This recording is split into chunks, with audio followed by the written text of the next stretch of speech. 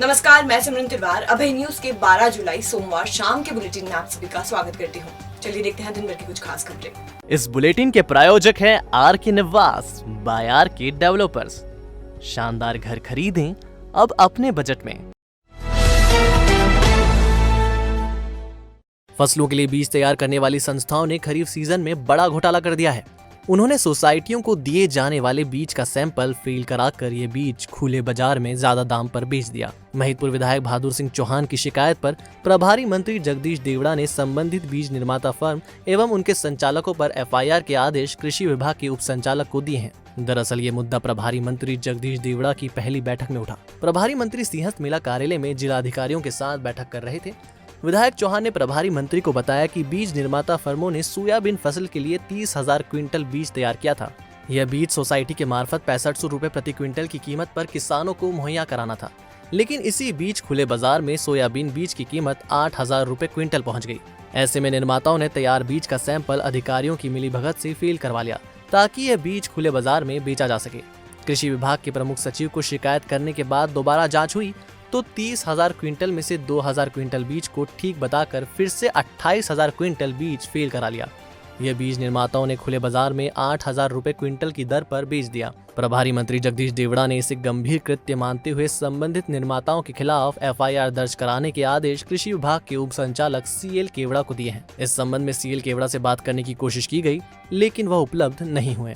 30,000 बीज ऐसा पाया गया जो किसानों को गवर्नमेंट को देना था, वो प्राइवेट में बिक गया। तो उस आदेश पर फिर रीचेकिंग हुई, उसकी रीसैंपलिंग हुई तो 30,000 के आगे 2,000 ओके पाया गया।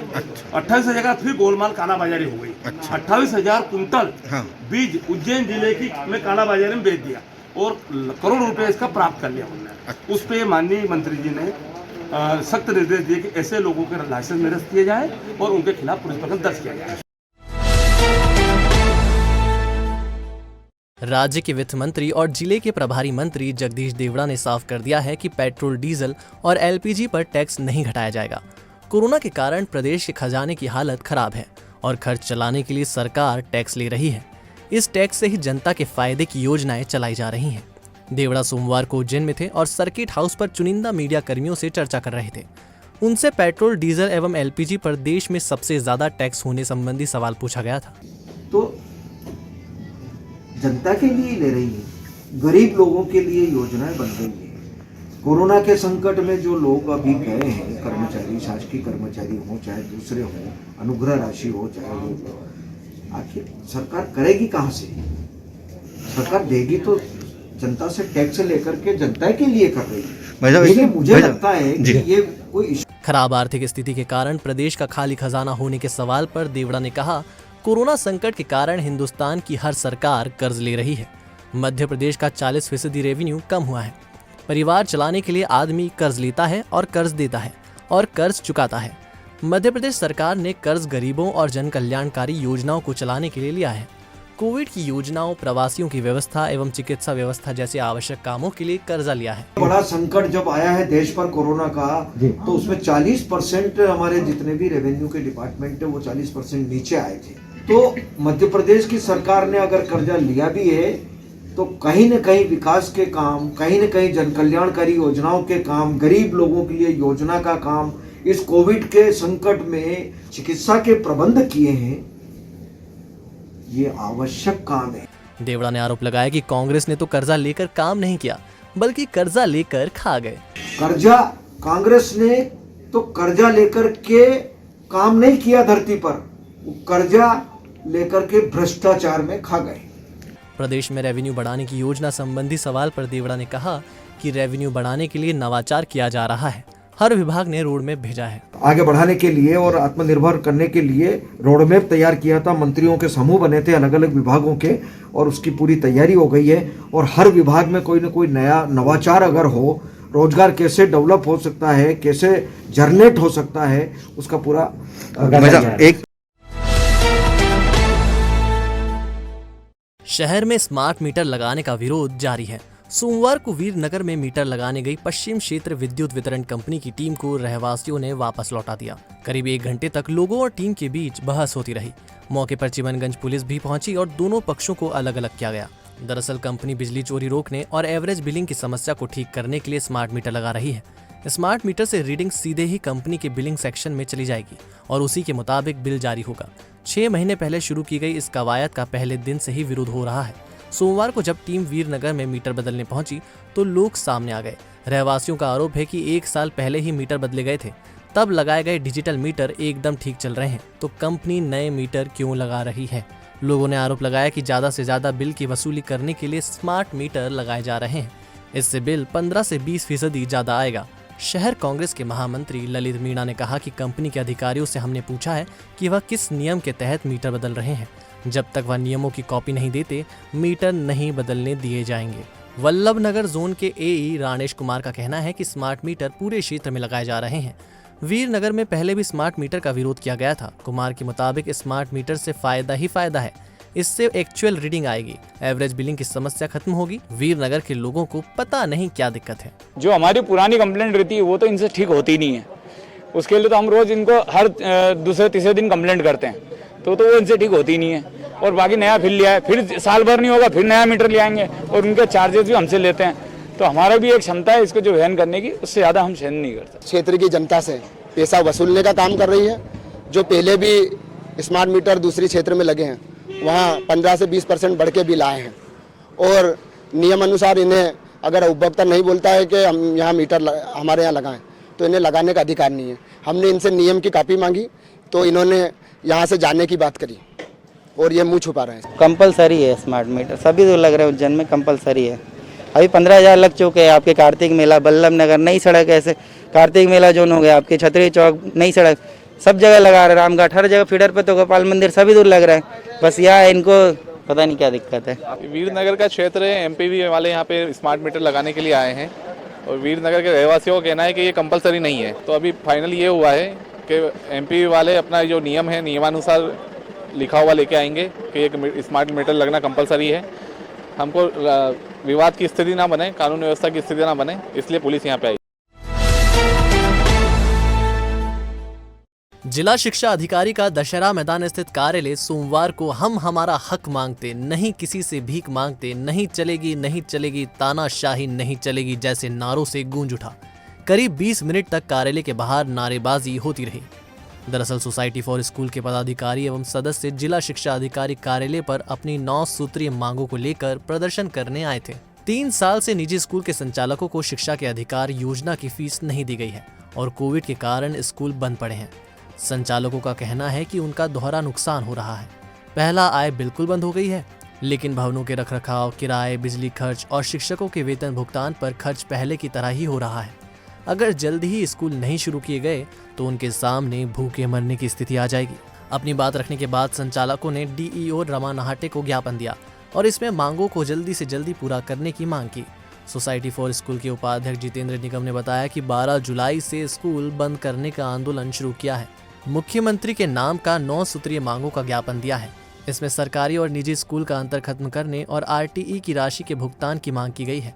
जिला अध्यक्ष मनीष भारद्वाज ने बताया कि मध्य प्रदेश में भी एसओपी के साथ स्कूल फिर से शुरू करने की मांग की गई है। शासकीय और प्राइवेट स्कूलों में जो अंतर इन्होंने किया है उस अंतर को ख़त्म करना है और शीघ्र स्कूल खुले, आरटीई का पेमेंट का भुगतान समय पर हो।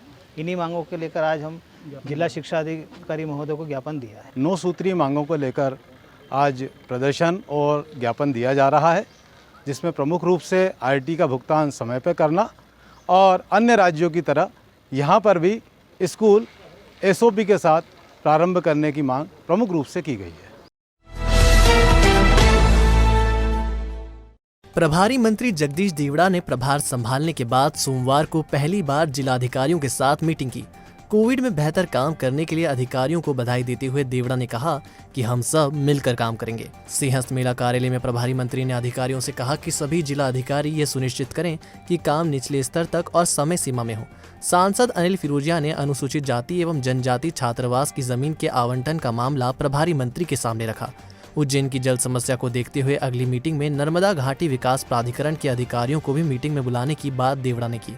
उज्जैन विकास प्राधिकरण के अधिकारियों से कानीपुरा और हक्कानीपुरा की तरफ विकास योजना प्रस्तावित करने के निर्देश दिए। विधायक पारस जैन ने गंभीर बांध में नर्मदा का पानी पाइपलाइन के जरिए डालने का सुझाव दिया। खिलचीपुर क्षेत्र की जमीन को सिंहस्थ क्षेत्र से डिनोटिफाइड करने का सुझाव भी पारस जैन ने रखा। महिदपुर विधायक बहादुर सिंह चौहान ने घोसला में 4 करोड़ की लागत से तैयार बस स्टैंड का संचालन शुरू करने एवं महिदपुर में 45 हेक्टेयर जमीन को उद्योग के लिए विकसित करने की बात रखी। महाकाल का आंगन सोमवार बैंड की मधुर धुनों से गूंज उठा। एक से बढ़कर एक भजनों की धुन सुनकर भक्त भाव विभोर हो गए। दरअसल जबलपुर के राजकुमार बैंड के 60 कलाकार कोरोना काल खत्म करने की कामना लेकर महाकाल को शीश नवाने आए थे। यह अपने साथ संगीत का सारा साजो सामान भी लाए थे। शीश नवाने के बाद परिसर में ही उन्होंने संगीत की तान छेड़ दी और इसे सुन लोग भक्ति की गंगा में गोते लगाने लगे।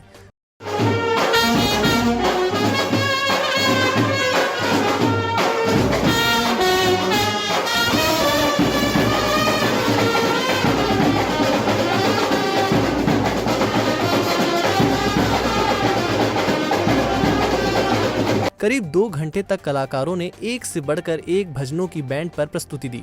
बैंड संचालक जितेंद्र ने बताया कि कोविड को खत्म करने की कामना लेकर बाबा महाकाल के दरबार में आए थे। आज 60 लोग आए हैं, आगे 600 लोग आए। बाबा महाकाल से यही कामना की है। हम लोग जबलपुर से आए हैं और आज हमारे 60 जन का जत्था हमारे जबलपुर से बाबा महाकाल में अपनी हाजिरी लगाने आया है।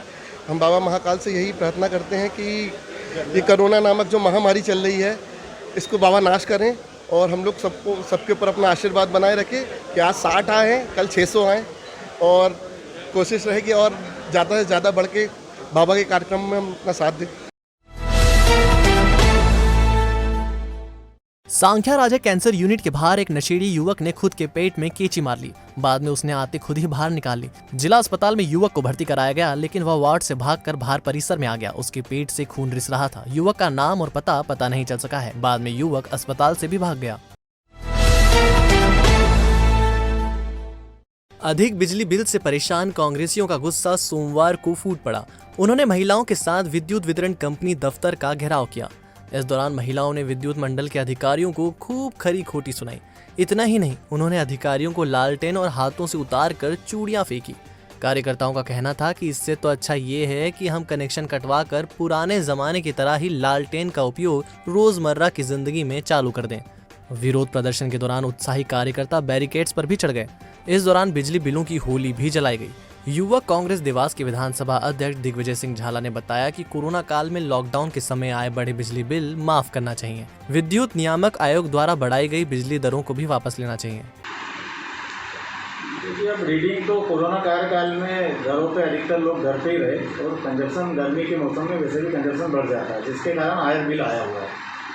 उनके द्वारा बिल दिए गए तो उनके यहाँ भी हम सिविल लगाएंगे, तो वहाँ पर नियमानुसार जितना बिल यदि रिवाइज होता है रिवाइज करते हैं, यदि सही है तो उनको वहाँ पर सिविल लगा के किस्तों में राशि जमा करने के लिए कहा जाए और किस्तों की उनको छूट दे दी जाएगी। सिविल तो सर हम पिछले 1 महीने से लगा रहे हैं कि कोरोना काल में महामारी में लोगों के पास पैसा नहीं, तो हमें भी कंपनी के लिए राजस्व वसूली के लिए टारगेट मिलते हैं, उसके लिए हम सिविल लगा रहे हैं। दिल्ली के बड़े बड़े बिजली के बिल जिस प्रकार थमाए गए हैं मध्य प्रदेश शासन द्वारा, उससे साफ जाहिर है कि गरीब और आम जनता का दुख ये देखने वाले नहीं है। और इसी कार्यक्रम में हम आज यहाँ पर विद्युत मंडल का घेराव किया है और बिजली के बिल को जलाया है। आज हमारा चरणबद्ध आंदोलन बिजली बिल को लेकर सतत रूप से चलता रहे। चूड़ी हाथ में लेके खड़े हैं सर। अभी फेंकी भी आपने ठीक है, कब से आए हम, सुबह से बैठे हैं, हमारी कोई सुनवाई नहीं हो रही है।